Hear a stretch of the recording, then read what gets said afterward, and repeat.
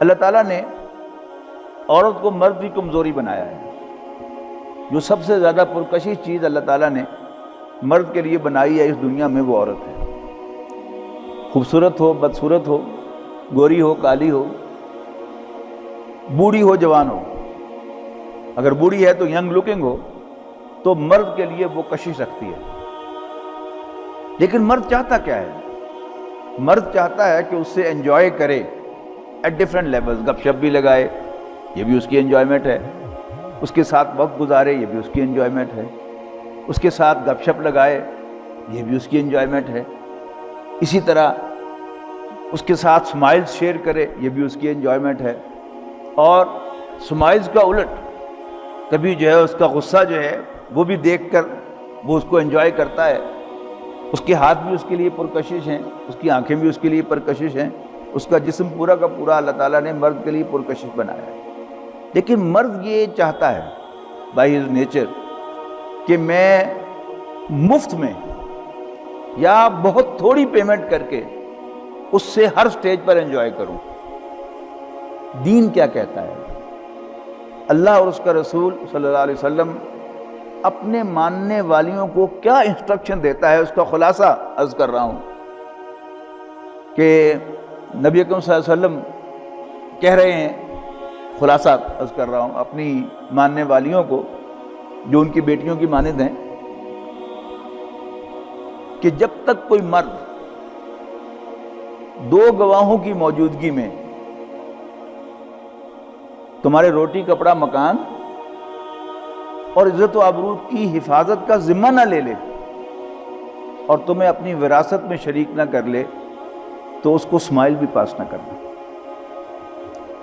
جب مرد کیا چاہتا ہے کہ ذرا اس کی تعریف کر کے، ذرا اس کو ایک کپ چائے پلا کر، یا اس کو کوئی اور مشروب پلا کر، یا اس کے کپڑوں کی تعریف کر کے، یا اس کے شکل و شباہت کی تعریف کر کے، یا کسی اور ٹیلنٹ کی تعریف کر کے وہ اس سے انجوائے کرے جہاں تک وہ کر سکے. جس جگہ پر بھی عورت جو ہے وہ اس کے چکر میں گرفتار ہو جائے اس سے انجوائے کرے. جبکہ اللہ کا دین اسے منع کر رہا ہے کہ جب تک کوئی شخص تم سے نکاح کر نہ لے، نکاح کا وعدہ بھی نہیں، سہانے خواب جتنے مرضی دکھائے، لیکن جب تک دو گواہوں کی موجودگی میں، اور وہ گواہ جو ہیں وہ بھی عورت کے اپنے ہونے چاہیے. ذہن میں رکھیے گا اس بات کو. بہت سے مرد ہیں جو کسی عورت کو ٹریپ کرتے ہیں، شادی شدہ ہوتے ہیں پہلے، لیکن اس سے کہتے ہیں کہ ذرا کچھ مصلحت ہے کہ میں اس کو خود اپنے وقت پر ڈسکلوز کروں گا، اور اپنے گواہ لے کے آتے ہیں. کوئی رجسٹریشن وغیرہ نہیں ہوتی نکاح کی، اور شو یہ کرتے ہیں کہ جو بچی یہ چاہتی ہو کہ نہیں یہ حرام راستہ ہے، میں نے اس کو اختیار نہیں کرنا، تو نکاح بھی رچا لیتے ہیں، اور 7-8 سال اس کی زندگی جو ہے اس کو برباد کر کے پھر کہتے ہیں کہ جی نہیں میرے حالات اجازت نہیں دیتے، میرے بیوی بچے نہیں مانتے، آئی ایم سوری. اب وہ 8 سال اس بچی کے کہاں چلے گئے؟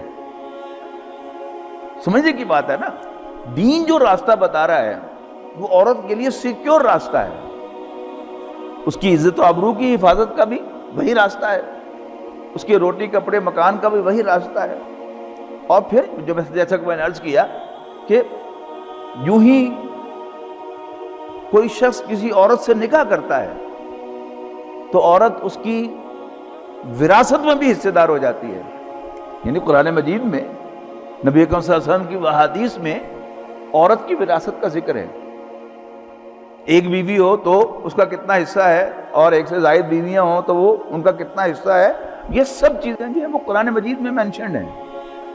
وہ لوگ کہ جو احادیث کا انکار کرتے ہیں وہ بھی ذرا آپ کو ہیرا پھیری چکر چکر دیتے رہتے ہیں ادھر سے.